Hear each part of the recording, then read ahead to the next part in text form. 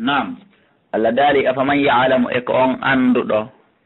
annama unzila wonde ko jippinayre ka faade ma mi rabbika immode ka jomma nde qur'anare alhaqqu ko nde gonga kaman huwa ama wata wa on bunɗo ɓena gotum innama yatadakkaru andu ko wajitoto ulul albabi ko jomiraɓe haqqille ɓe yalla waɗen jomiraɓe haqqille alladina ɓen yufuna hunnoɓe bi ahadillahi ahadi allah ndin wala yanquduna ɓe firtata almisaga ahadi ndin walladina ɓen yasiluna jokkotoɓe ma amara llahu bi konko allah amiri an yusala yo jokke ɗum woni enɗan wa yakhshawna rabban hiɓe hula joomi maɓɓe ɓe hulata goɗɗo goo wa yakhafuna eɓe hula suu alhisabi ko ɓuri bonde hasbore walladina ɓen sabaru muññiɓe ibtigaa wajihi rabbihim hiɓe ɗaɓɓita yeeso joomi maɓɓe ngon bimana ɓe ɗaɓɓa wela e allah on wa qamu salata hiɓe ñiiɓe e julɗe maɓɓe ɗen walladina ɓen sabaru muññiɓe ibtigaa e ɗaɓɓugol wajihi rabbihim yeeso joomi maɓɓe ngon wa qamu salata ɓe ñiiɓe e julɗe maɓɓe ɗen wa anfaqu hiɓe itta sadaka mimma razaqnahum yogay komin arsike ɓe sirran e gundowo alaniyatan e kene wa yadra'una hiɓe duñira bil hasanati moƴƴere nden asayyi'ata bone on bimana si ɓe waɗama bone hiɓe yettora moƴƴere ulayka ɓeeɗo lahum no wodani ɓe uqba daari battane moƴƴe galle moƴƴe aduna e laare Allah hokkore kon ɗum jannato aɗini ko aljannaji ñiiɓuɗi yadkhuluna ha ɓe naata e majji o man sala e kala moƴƴuɗo min abayim e babiraɓe maɓɓe o azwajim e ɓingole maɓɓe o durriyatim e ɓiɓɓe maɓɓe min naadida e ɓe nokku ngutun wal malaikatu malaika ɓe yadkhuluna alayhim ɓe naata hoore maɓɓe ka aljanna to min kulli babin ɓe rewra e kala dambuɗe hiwragol ɓe salna ɓe tolna ɓe ɓenna salamu aleykum jamɓe kisi e woni e hoore mo on naati aljanna bima sabartum saabu ko muññino ɗon konko aduna ko ni'ima moƴƴi oguba daari galle battane moƴƴe yimɓe moƴƴuɓe ɓe walladina ɓeeɗa kadi ko ɗum wi qur'an sabal makani so nde yewti tun fi moƴƴuɓe ɓen nde yewtay fi bonɓe ɓen walladina ɓen yanquduna firtoɓe ahadallah yahadi allah nde min mbaadi misaqi ɓawdi ahodama wa yabta'una ɓe taƴa ma amara allah bi konko allah yamiri an yusala yo jokke o yefsiduna ɓe bonna fil ardi ka leydi ulayka ɓeeɗo kadi lahumullah ana ko ɓeeɗo kuddi ndin wodani ɓeeɗo wodani ɓe kuddi allah e kuddi malaika yo allah dandu en walam no wodani ɓe suu uddari ko ɓuri bonde e galle allah ɓe so risqa imo yañan arskele ma shawnande mo yiɗi yañande o yakkadiri mo faaɗinana mo yiɗi faaɗinande yo allah waɗen jeeyaɓe ɓe yiɗi yañande ya allah wa farihu ɓe weltori bila yata duniya gurdan aduna tawile homal hayata duniya gurdan aduna wonali fil akhirati ka lahara illa mataun so wona nafowel seeɗawe wa yaquluna heɓe inna wa yaqulu alladina hino wiya ɓen kafaru yedduɓe lawla unzila hanno jippine alayhi hoore muhammadu o ayatun mande mi rabbi yurde ka joomi makko qul alam inna allah no allah yudilli mo majjina tuma yasha mo yiɗi majjinde mawdi si wona ɗum muhammadu no mari mandeji timmuɗi na hay mande wotere wa yaadimo fewna ilayi faade ka makko man anaba on tuubuɗo rutti allah ɗen tuuboɓe rutto komɓen tuuboɓe ruttoɓe alladina ko ɓen amanu gomɗin ɓe wa tatma'innu hino deeƴira qulubum ɓerɗe maɓɓe ɗen ɓe zikrillahi saabu yantagol inde allah ala faame musidɓe julɓe ɓe zikrillahi ko saabu jantagol inde allah tatma'innu qulubu ko ɗum deeƴinta ɓernde ko ɗum uttinta ɓernde wallahi na heɓugol jawdi uttinta ɓernde wallahi wona heɓugol laamu uttinta ɓernde ko ɓuttinta ɓernde ko waɗugol adkari allah waɗen jantotoɓe inde allah alladina ɓen amanu gomni wa amilu salati ɓe golli golleli moƴƴe tuuba lahum malal wodaniɓe husnuma abine moƴƴuɗo ruttorde kadalika ko wononi arsalnaka men ne lirma fi ummatin e mofta gad halata tawɗe gomɗi feƴƴi min qabliha ko adiɗe umamum moftanuji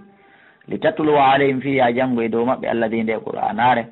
aw haynande men wahini ilayka faade ma wahum kamɓe yakfuruna heɓe yedda birrahmani allah ɓol wi'u huwa rabbi ko allah woni jeeɗola la ilaha ala reweteɗo illa wasona kanko alayka ka makko tawakkalton komi hoolori wa ilayka ka makko mataɓen komi tubata mi rutto wala wanna qur'anan tawino hara nde qur'anare musidɓe julɓe suyirat bihi ruynirano saabu nde aljibalu pelle ɗen aw ɓutti atma taƴa fenta bi saabu nde al ardu leydi ndin aw kullima bihi ma yewtinira bihi saabu nde almawta mayɓe ɓen fiyo ɓe heeferaɓe hooloɓe hoolotanoko haaniɓe hoolotanoko barsi koni lillahi l amru ko allah waɗani fiyake ɗen jami'an eɗen dangal ko allah waɗani fiyake ɗen fi waɗugol goɗɗo yo gomɗi ko allah woni fiyake ɗen fi waɗugol goɗɗo kala ko woni kon afalam yeyi asi ene taƴaki hani alladina ɓe amanu gonɗin ɓe allah yasha allahu allah yashau llahu wonde si allah no yiɗuno laaɗanna so fewna yimɓe ɓe jami'an ɓe dendagal si allah no faalno fewnay fo kono o tagi neɗɗo waccirimo suɓagol yo suɓo kala ko faala allah yiɗa dowlugol goɗɗo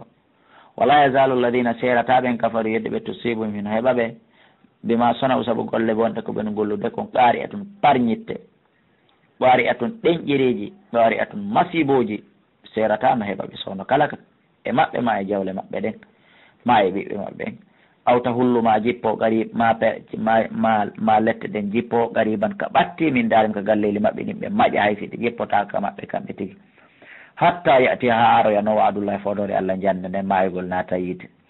inna allah no ande nola la yukhlifu o lundota ko almi ada fodore ko fodi kala ko fodi hunnay wala gadi stusiya gomɗi jalama bi rusulinne laaɓe ɗuɗuɓe min kabli karitiɓe ma famlaytu kono mi muññanino lilladina wonanda ɓen kafaru yedduɓe summa akhadtum refti mi nangi ɓe fa kayfa kana kono latorno iqabi lette anden e maɓe ɓe halkino afaman huwa qa'imun e kon tawɗo hino dari hino ñiiɓi ala kulli nafsin e faggugol kala wonki e renugol kala wonki ɗum woni Allah bima kasabat e koki faggiti kon bima kasabat saabu koki faggiti kon e on tawɗo hino dari ala kulli nafsin e yoɓugol kala wonki bima kasabat saabu koki faggiti kon wa'atawa on yoɓeteɗo la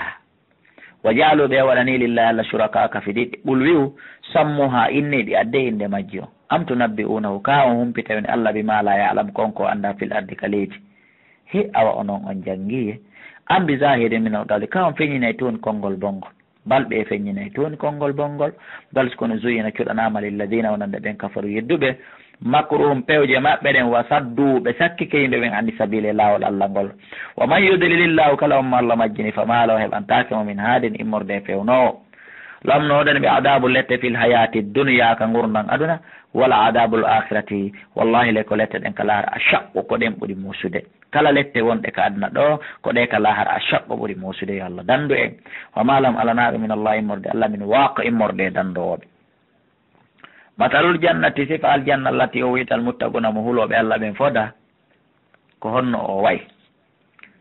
tajiri no ila min tata sengol e majjo makko al anharu canɗi ukuluha canɗi nayyi ɗi yewtoyte ɗen ka surata Muhammad cangol ndiyan cangol kosan cangol juuri cangol beere ko ɗi canɗi nayyi Allah yarno en ɗi ukuluha dimɗe aljanna on kadi konno way on nde yewti jaram ɗan ɗen yewtude sifa aljanna konno aljanna way en yewtino jaram ɗan dimɗe aljanna on dayimum no duumi mango saali ala kaaba lanni ala maaro no manki fewno ɗo ala ndiyam pompi yehi ala kuran yehi ala fewno ɗo basalle no satti ka makete ma ñamako ma tamati ala daimun kono duumi abadan dimɗe aljanna on wa zilluha ɗoodi aljanna on kadi hino duumi abadan nangen sotti yaren ɗo ɗoɗi nin sotti dirnen julla ɗen ala siɓɓe julɓe tilka uqbal ladina taqaw ko ɗum ɗo woni battane ɓen hulɓe Allah wa uqbal kafirin battane heferaɓe ɓen kañum annaru ko yiite wota en nder faaronken heɓude aljanna rewen e wonkiji men ɗin e jawle men ɗen saabu en yewtama ka suratu tawba inna allaha ashtara min almuminina anfusahum wa amwalahum bi anna lahumul janna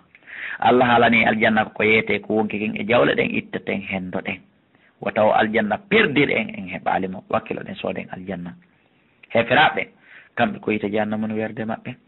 walladina ɓen ataynahumul kitaba ɓe men okki defte ɗen yafrahuna tawi ɓe weltori bima unsila ilayka konko jippina faade ma wa min al ahzabe immorde feddeji hedditiɗi wa min al ahzabe no jeeya e feddeji ɗin man yunkiru onmo no yedda onmo no aña badahu yoga e qur'an hino ton ako ɓen wodani lette yite ngen ɓol wiuɓe innama umirtu ande min komi yamira c'est très simple ana abudallah koye mi rew Allah wala ushirka bi o tami shirkammo ilayi ko faade ko makka adu woni komi noddata wa ilayi ko faade ko makka ma abunu ruttorde annen wa kadalika ko onni anzalna min jippiniri nde qur'anare hukuman ko nde jangetende hukuman ko nde ñawetende arabiyan e haala arab wa kadalika onni anzalna min jippiniri nde hukuman ko nde ñawayde arabiyan e haala arab walayni tabata wallahi sa jokki Muhammad ma an kala jiyaɗo kala ibnu adama o sa jokki awam ko welataɓe kamɓe yedduɓe Allah ɓen mbaadama jaaka ɓawa koko arma min al ilmi immorde gandal andutum maala kara e alanama min Allah immorde ka Allah min waliyin immorde giɗo wala waq wona dandoho wala gad arsalna gomɗi min nelli rusulan nelaɓe hewɓe min qablika ko adima am Muhammadu na woni premier nelaɗo de ko a temettato e sappo e tataɓo wa jaalna lam kono min waɗanno ɓeɗo fo azwajan ɓe nguuli wa durriyatan e ɓiɓɓe ko ɓaaɓe inni e feraɓe ni a ɓa ko nelaɗo konnugo jombanta konnugo jiidanto Allah emi waɗi nelaɓe wadde ma ɓen fof jombuno wa ma kana hanana li rasulin nelaɗo an yatiya nde o addata bi ayatin mande illa bi idinillahi sona e dunga e Allah li kulli ajali ne waɗani kala lajal kitabu no windodi ka winda ka waɗata bi mana kala hunde waɗayde no winda waɗana date ɓe waɗata Allah adintinta ɗum yamhullahu Allah hino manta ma sha kon ko yiɗi montude wa yusbitu imo tabintina kon ko yiɗi tabintinde wa indahu ka makko woni ummul kitabu nene defte ɗen ko lawhil mahfuz wiyete nene defte ɗen Allah himo winda ka lawhil mahfuz wonde bone heɓete simo faala o monta simo faala o tabintina ɓe wi koddoriyeji Allah ɗin fof ka tafsir hino monte sona piiji tati duuɓi embere ko wurata kon ɗum montetake siko a malaɗo ma siko a malkisaɗo ɗum montatake embere arsike ko heɓata kon ɗum montatake kala e masibo hoy toso koy ko hedditi Allah hino monta wonde wopete saabu gollugol ma golle moƴƴe waɗugol ma du'a ittugol ma sadaka ko ɗum woni moƴƴere hoy toso koy kadi koye o windi a heɓay koye kadi hino tulta saabu raɓɓinɗinare ma e bakkatuji ma e bunki ma woɓɓe wi hay ɗiɗo tati hino monte fes Allah hino winda ko a malkisaɗo o monta o watta ko aaɗen aljanna himo winda duuɓi ma ɗin o monta o ɗuytama o ɓeyda himo winda arsike ma on ko 100 000 o watta 1 million ma ko 1 million o watta 100 000 saabu bonki ma e saabu moƴƴere ma dalil hadiseje boyi kadi no ari holluɗi hay ɗin tati hino monte en adda qissa goto holluɗo ɗum no monte no jeeya e du'aji sayyidina Umar ibn al-Khattab ko o torotono Allah o jeeja o wulla o ngormo o inna Allah so tawi no jeeya e ko winduɗa wonde komi malkisaɗo waɗu ɗum ɗon ko jeeya e ko montata kon si tawi a winduno komi naato aljanna waɗu ɗum ɗon jeeya ko jeeya e ko tabintinta kon si tawino ko impossible memminotako anna e sayyidina Umar ibn al-Khattab torotano ko ɗum donc noon hadiseje boyi kadi no woodi ko signal wonde fof muɗum no monto koyen wakkilu to golle moƴƴi waɗen du'a musidɓe julɓe wa imma nuriyannaka amma tawini min hollima Mouhammad bawɗo alladi yoga e ɗe lettena e ɗum ɗemin foɗi ɗe kaɗuna ɗemin foɗi ɓe ila kaɗuna ɗo awno tawaffa yannaka ma simin warima simin holluma fo mum ɗo ayi fa innama alayka andu ko fayima albala ko yettingol wa alayna ko menen fawi al hisabe ha sobore nden awalama yaraw e ɓe yiyale anna menen natil arda meɗen arde ndi leydi na usuha min ɗuytirande min atrafiya ka seraji mayri woɓɓe wi ɗuytugol ndigol jomiraɓe gande go wi ko wargol janngo ɓen kala ka janngoɗo mayrara leydi ndin ɗuytori hella ɗon woɓɓe wi laa ko muuɓugol ndi hindi muuɓude muuɓugol ngolle ko goonga iɗen anndi hindi muuɓude kala ka andonoɗa terrain yaajuɗo no woodi wonti terrain hun to sokon hannde woɓɓe wi ɗuytugol ndigol ko ndi woni ŋappitade kon ndi daɓɓito ndi yantaka baaru ɗum ɗon kadi no wadde ko raɓɓiɗi kom tafsir o hino ƴetti ɗiɗo tati kala ɗi fof yiɗi wadde wallahu Allah yakomo himo ñaawa laamu aqiba ala ƴewtotoɗo ala wire fiyoli komi e ñawre makko nden Allah mi torikema ñaawan men moƴƴere aduna e lahara Allah mi torikema tabintinan kala moƴƴere nde windan ɗalan min e kala jentiɗo oɗo tafsir Qur'an e durriya on Allah ya hayyu ya qayyum si tawi woni ko riisugol e alɗugol e laamagol e almagol e naatugol aljanna woni ko jeeyaɗa e ko windan ɗalan Allah tabintinanan ɗum min e julɓe heɗitiɓɓen si tawi woni ko lette e almede e waawede e jaasede aduna e laara woni ko windan ɗala ɗum ɗon jee e ko yiɗuɗa ko montugol wa huwa ko kanko Allah sariul hisab ni yewɗo hasbore wa gad makara alladina gomɗi fewji ɓen min qablim additiɓe ɓe peeje bonde falillahi lmakru jamia ko Allah wodani dendanangal pewje ɗen yalamu kanko emo andima taksibu ko faggitoto kullu nafsin kala wonki wa sa yalamu aray andal kuffaru heferaɓen liman okba dari kombo wodanta galle battane bonɗe kamɓe julɓen kombo wodanta ɓe wa yaqulu alladina ino wiya ɓen kafaru yedduɓen wonde lasta mursalal Muhammadu na anelaɗo hiɓe wiya ɗum ɓeno janɗi hunduko qul wi kafa billahi Allah ene shahidan seede siko mi nelaɗo ma sina mi nelaɗo Allah eni seede bayni o baynakum hakkude e mon oman indahu e on mo woni junngo mum ilmul kitabi gandal deftere mi mana e kala jannguɗo deftere nde on kadi yoni seede hakkude men kala jannguɗo qur'ani mo andi nelaɗo ko nelaɗo ko kamɓe no fenoɓe mana Allah ko seede jannguɓe ɓen deftere ɗen ɓen kadi noyno ko seedito suratu Ibrahim makkiyatun bisimillahi rahmani rahim alif lam ra kitabu nde deftere anzalna men jippininde ilayka faade ma li tukrijan nasa fiya yaltiɓe ɓe min azulumati ittaɓe ni ɓe lannuri addaɓe e ndaygu ya musidɓe julɓe sen janggi qur'an e yalta ene ɓe keferi ene ɓe basal fof aren e ndeygo ɓeɗen rabbihim e ɗum e joom maɓɓe ila suratil aziz addaɓe faade e lawol on allah yoteɗo ɗo alhamidi yettiniɗo allahi allah o yijaka goɗɗo noddirtake allahi ne allahu no windi ka qur'an allaha no windi ka qur'an allahi no windi ka qur'an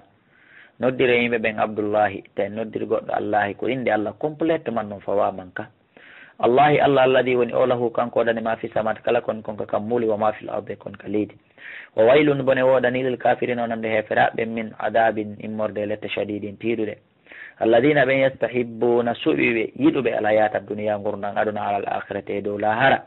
wa yasudduna ɓe sakko yimɓe ɓen an sabilillahi ɓantugol law dina allah kan o yabguna ɓe ɗaɓɓitana dina kan iwajan o ñaare ulayka ɓeɗo fi dalalin ɓe woni e nder majjere ba idini woɗɗude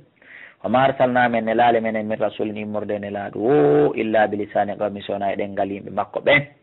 kala ne laaɗo koye haala yimɓe makko ɓen men nelata ha li yubayina lam fi o feññinanɓe si sino waajo ne laama e pullo fuuta konno yettinirta si en ndiyenjo ne laama e sosojo konno yettinirta kala ne laaɗo mo allah nelata koye ɗengal yimɓe makko ɓen o nelata fa yudillullah ko woni tun ko neɓuɗa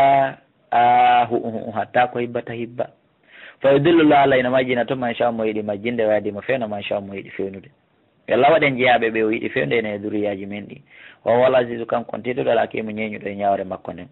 wala gada arsalna gom ɗi men neli moussa annabi moussa be ayatina wondude e ayeji amen ɗen ansi koni akhriji qawma ka yaw yaltina yimɓe maɓe mina zulumati ittaɓe e niwre ila nuuri addaɓe e ndeygo wa dakkirim waajoraɓe ɓe yiyamillahi fi ñalɗi allah no aroya wiɗi wiyeteɗi dargal hinna fi dalika ande woni e ɗum ɗo la ayatin mandeji li kulli sabbarin wonande kala hewɗo muññagol shakurin yettowonemaji allah ɗi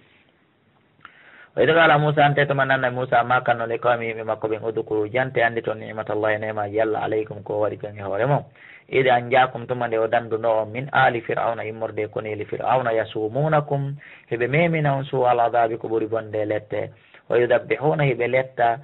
abinaakum ɓiɓɓe mo worɓe ɓen heɓe hirsa ɓiɓɓe mo worɓe ɓen o yastahayuna heɓe accani saakum ɓiɓɓe mo rewɓe ɓe o fi dalik woni ɗum ɗon mon bala on jarrabuye mawlanaɗo min rabbi ko immorde ka jomum azimun mawnuɗo wa ida ta'addana rabbukum ante tumade joomi mon ewnino o suuɗa o ewni kanko allah o wi hey ko noon yo jiyaɓe an la in shakartum wallahi son yetti nemaji andin la azidannakum mi ɓeydanayo